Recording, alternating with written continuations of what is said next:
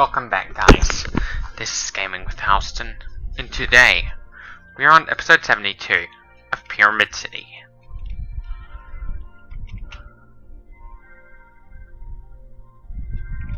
If you want to know why children cannot be independent, is because psychologically they're not ready. Because if they leave it and go out on their own, like, it's unnatural for people to be independent at a very young age. It's unnatural.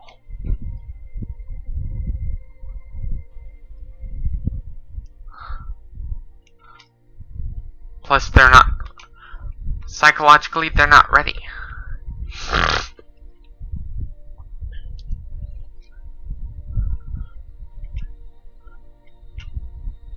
Just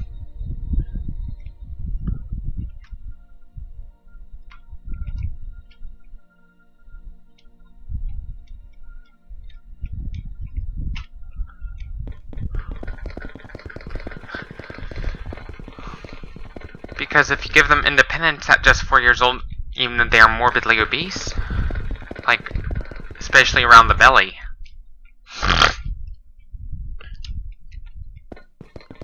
you're neglecting their health and well-being.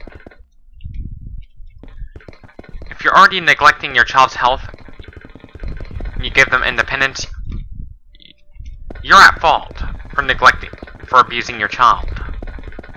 Because you have a child you have to take care of.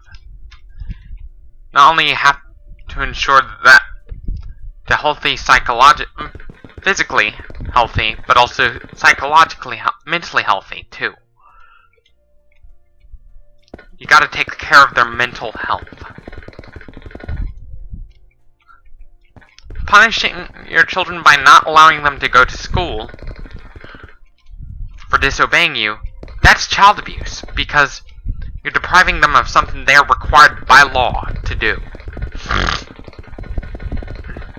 Because there are laws concerning about compulsory education.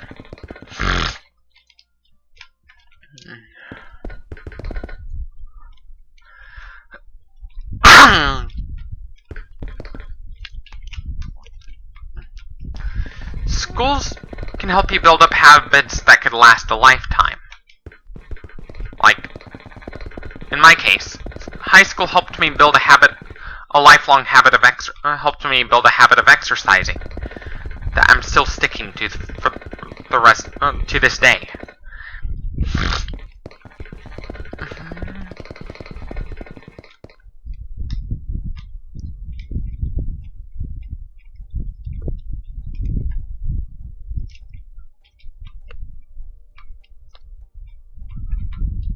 If your child is anorexic, you should never give them independence at all. Like, ever. That is because if you leave them on their own, they're gonna die. There's a very good chance they're gonna die.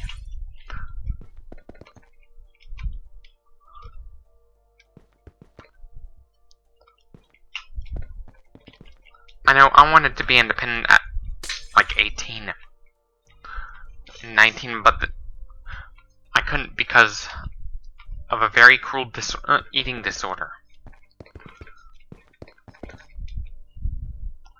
Even elderly people need to be watched like a hawk, because it's not just teenagers that are at a greater risk of this cruel disorder. Elderly people are at a greater risk too. The truth is, it's actually easier to learn new things at a very young age, compared to when you get older. Like, with foreign language, it's easier to learn a foreign language at a younger age, compared to when you're a teenager.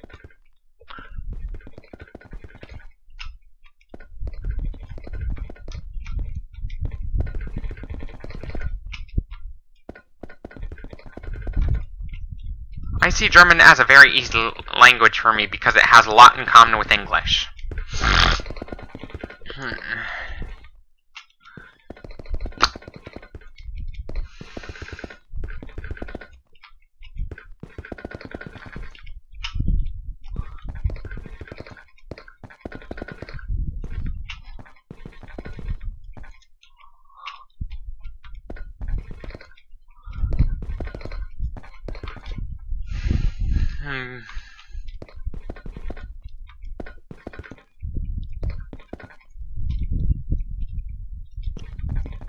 you want to be independent while having an eating disorder, you're fucked. Because you can't. Because having an eating disorder shows you that you cannot be independent. Like, it obviously shows you that you cannot be independent.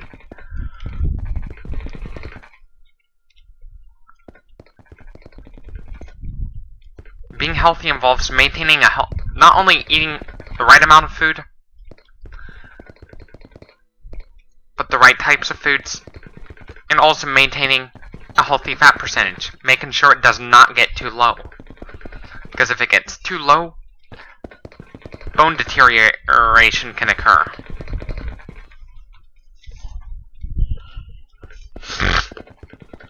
One of the obvious signs that you're anorexic is that if you're working out every day, your workouts are gonna suck. It's one of the obvious signs that your eating has been recently disordered. Is in a state of disorder.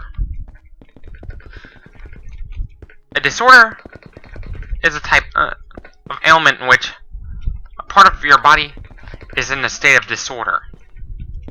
Hence the name disorder.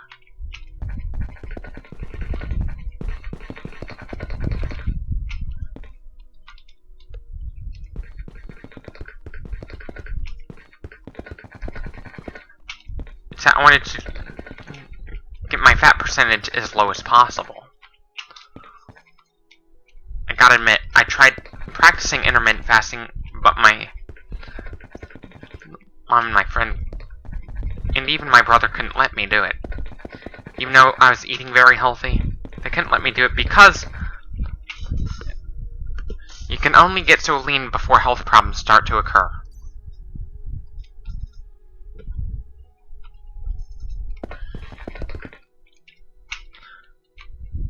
I have to monitor.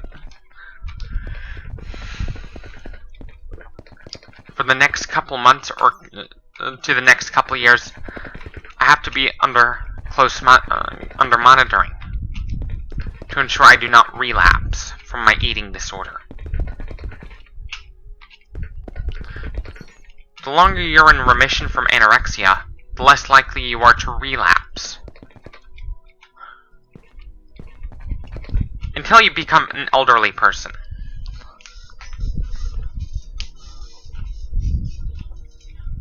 Because most cases of relapsing occur within the next couple months after going into remission. Sometimes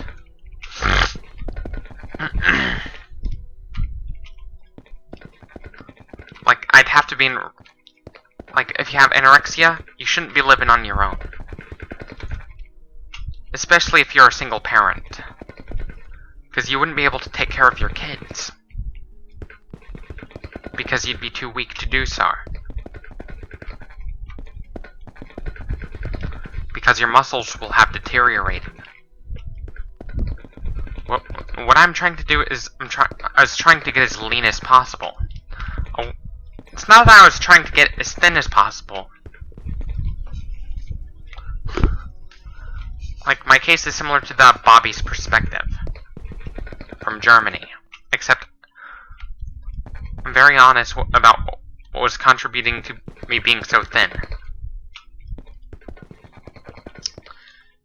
It wasn't a vegan diet that made me so thin.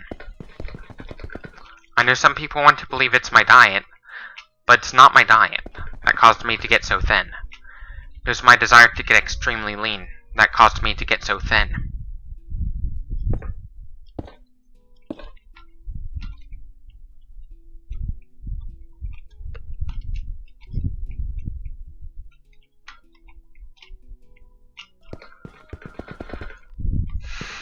Some people will never be independent. At all. No matter how hard how bad they want to be independent, some of those people you may know will never be independent.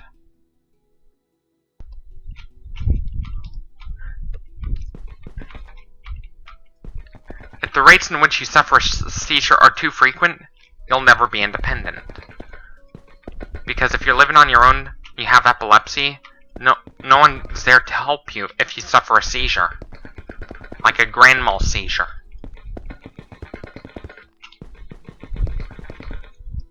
Like if you're suffering a grand mal seizure. No one's gonna be there to save you if you suddenly end up suffering a grand mal seizure. If you want to be able to live on your own, not only you have to be in remission from an eating disorder for at least a year, like, that's the recommended time. Because if you stay in remission for a year, your likelihood of relapsing will drop big time. You'd have to be you'd have to be free of any epileptic seizures for at least that time, too. Kind of like how you have to be at least 6 months. You have to go 6 months without a grand mal seizure before you can drive a car in the state of South Carolina.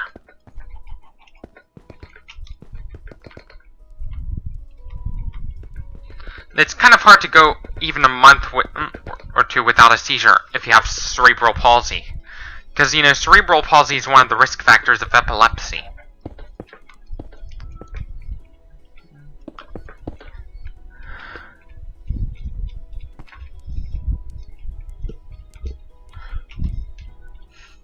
I know someone with cerebral palsy who just graduated last year. This last school year. Like 2018-2019. Not only does he have cerebral palsy, he also has epilepsy. And that epilepsy will make it hard for him to be independent. He'll never be independent at all. Because his caregiver, which is his mother, he needs to rely on the caregiver for the rest of his life. Because seizures are often unpredictable. They are often unpredictable.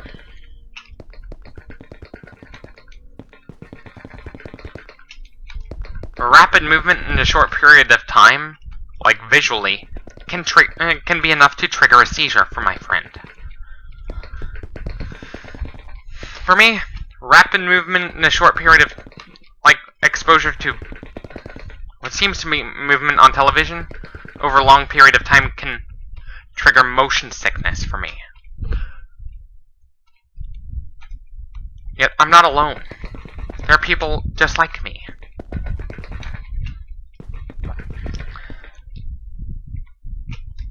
Photosensitive motion sickness.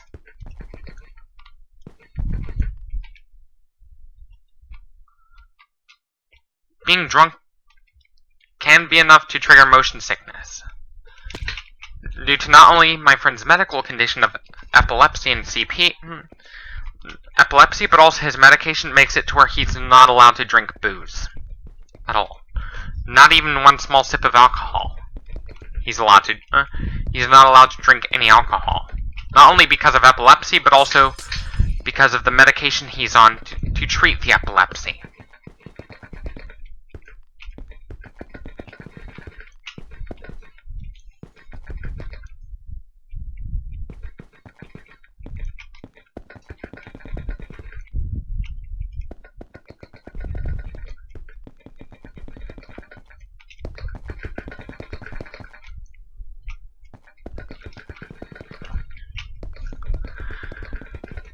The most well-known...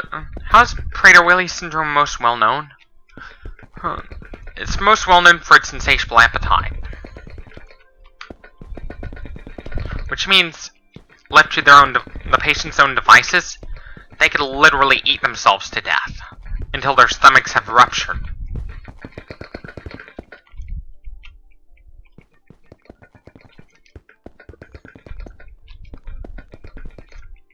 Which is why those who do survive to adulthood, like 30 or even 40 years old, often have to face the fact that all their food is kept under lock and key. to ensure they do not eat themselves to death.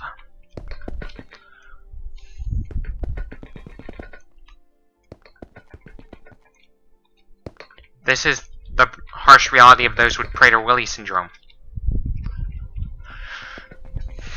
If I had a child with Prader-Willi syndrome, I'd have to lock up all the food. Lock all the cabinets. Yes, even lock up the fridge and freezer. To ensure that my child doesn't eat themselves to death. And I'd even have to double lock the doors, too, to make sure they don't go out and steal food.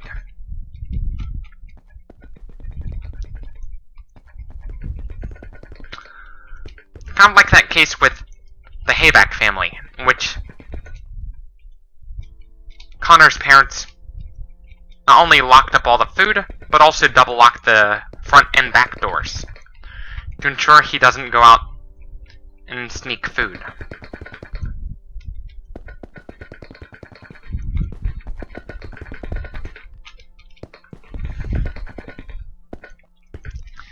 It's from a documentary of Mystery Diagnosis.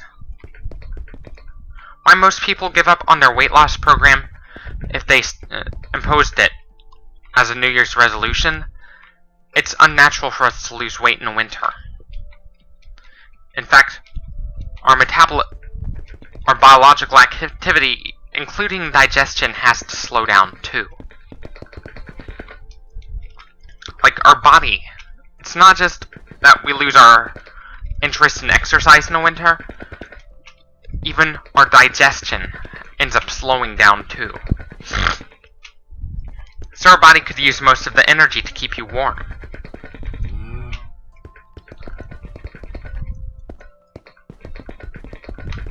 Even our digestion begins to slow down.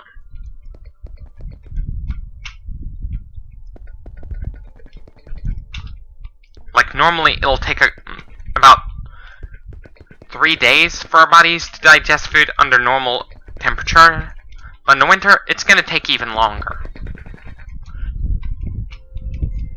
For our stomach, like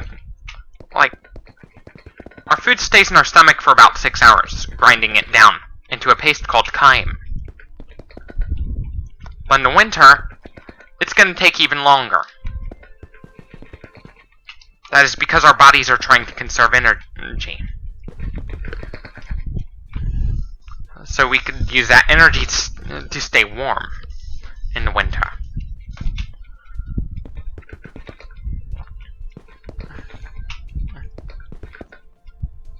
Our bodies are trying to conserve energy.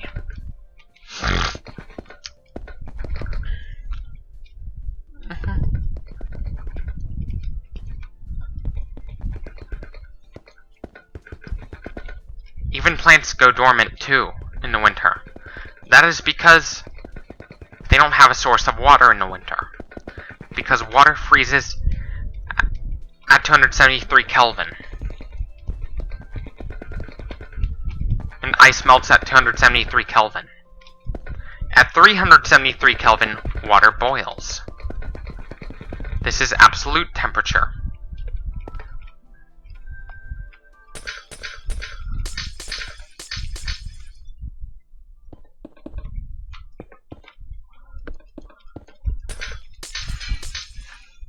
There are some people with disabilities that'll never be independent. I might never be independent, no matter how hard I try, because of my disability.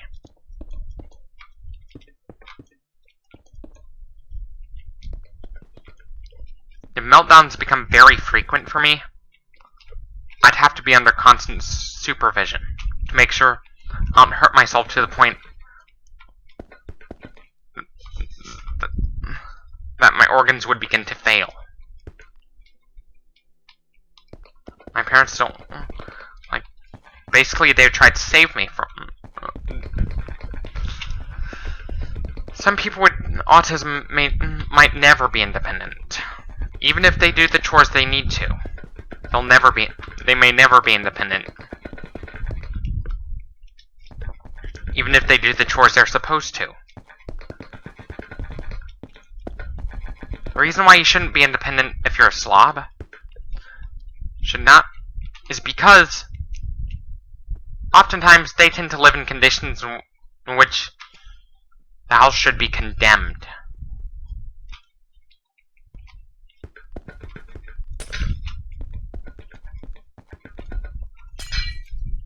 I know. My mom went into situations in which the house needed to be condemned. Which houses need to be condemned.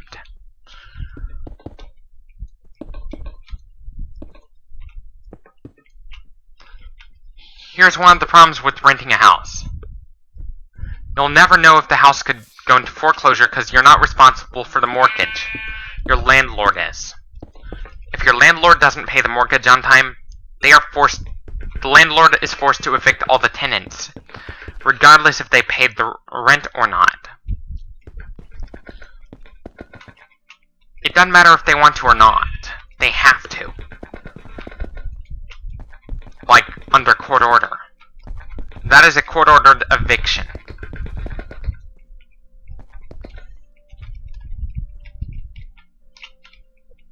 If they don't evict it, the tenants would be subject to court-order eviction, even if they pay the rent. Because my mom was in a situation like that. Even though she was paying the rent, her landlords were not paying the mortgage, which meant not only the landlord lost their ownership to the house, but my mom had to get evicted. True story. Which is why I advise against renting a house.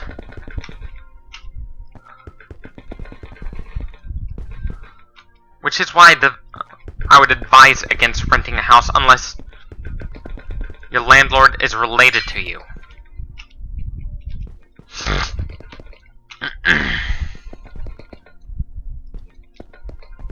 What can drive landlords into not paying their mortgage? Sometimes it's because the landlord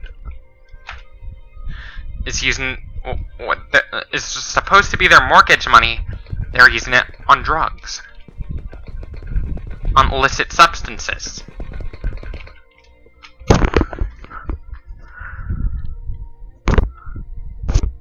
You gotta, or maybe if you're gonna rent a house, be very careful.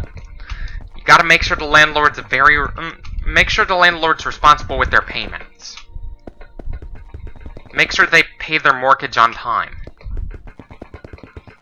if you want to live in that house.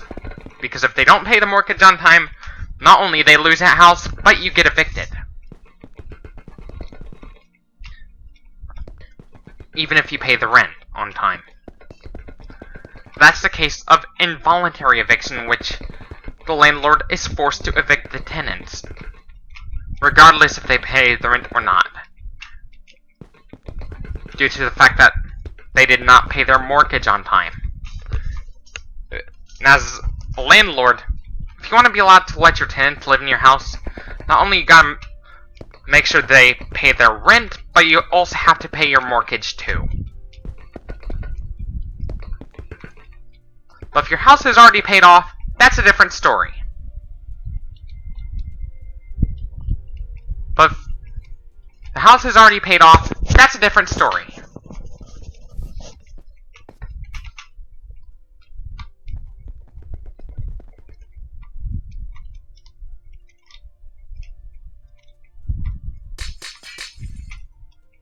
If their house is already paid off, that's a different story.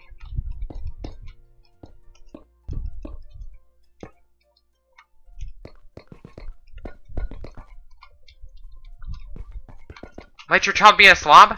That's child abuse. If you let your child be a slob. Like, do nothing about messes.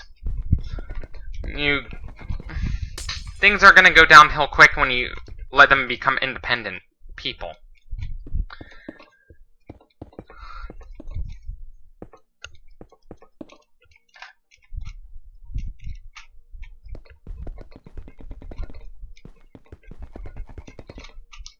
The reason why society allows us to be lazy, because ultimately society is controlled by biology.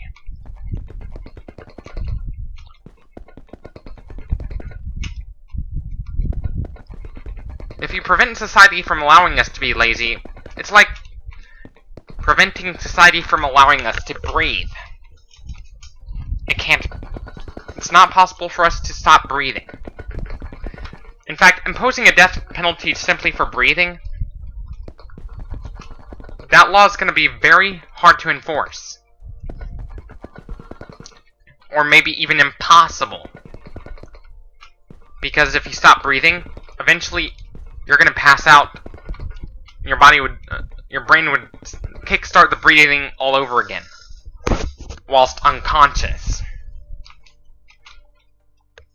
Like if you hold your breath for too long. Even in a hyperbaric chamber, you're eventually going to pass out. Because even though you're not breathing in any CO2, CO2 is still building up in your body. Because your body naturally produces it as a metabolic waste. Your body might not be able to recycle that waste at all.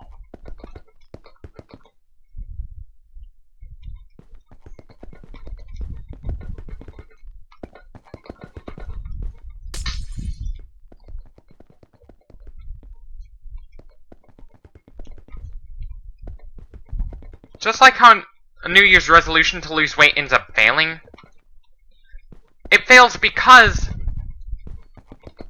there's a biological reason for that. You need that energy to stay warm. Staying warm is more important than dedicating yourself to exercise, than dedicating yourself to your survival is more important than your dedication to your New Year's resolution.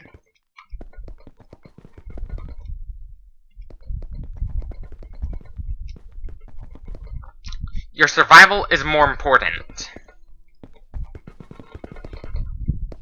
Because if your fat percentage gets low in the winter, you're fucked.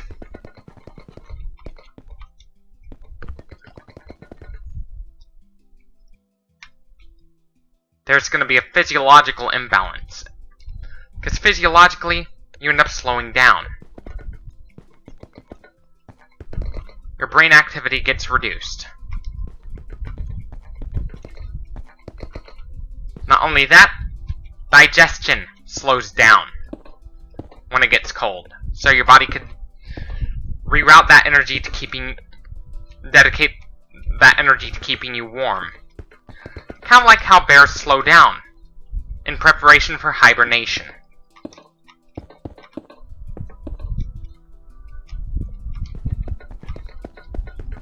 Just like how we need to sleep, bears, on the other hand, need to hibernate.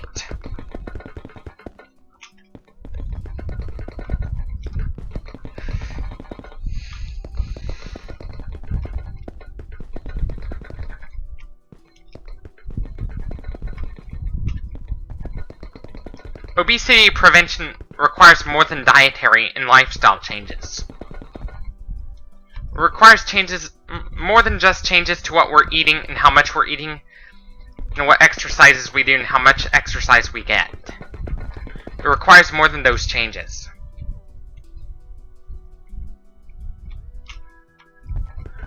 It also requires improving air quality too. Because air pollution can actually put the child at risk of becoming overweight or obese even before they're born. Even before they're born. They could still be it could put them at a greater risk even before they're born. Very likely so, because scientists over in China discovered some morbidly obese rats near industrial areas, and they compared them to the rats in the suburban areas over in China. They discovered that ultimately they discovered that it was the air pollution that was causing them to get fatter. And they feared it might be doing the same thing to humans.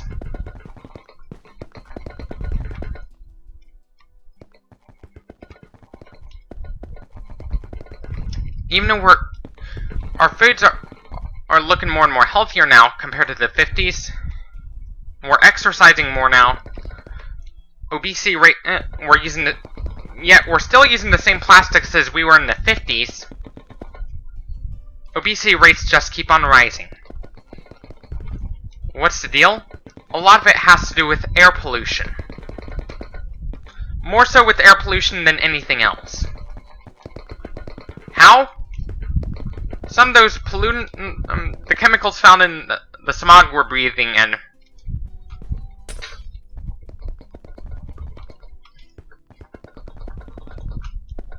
is screwing with our endocrine system.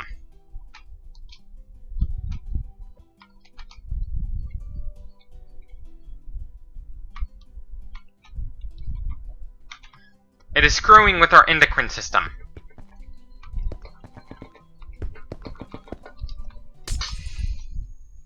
And our hypothalamus, too.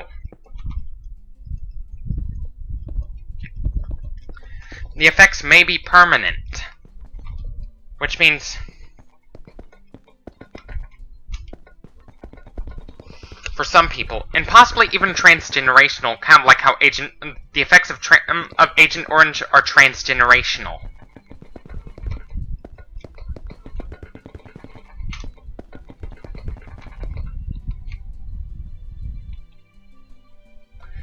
Anyways, this should be it for this video. Stay tuned for episode 73. Gaming with Alston signing off. But before I go, I encourage you to support me on Patreon. Be a patron. I encourage you to follow me on social media for more content like this. As always, thank you for watching, stay tuned for more, and, as always, choose.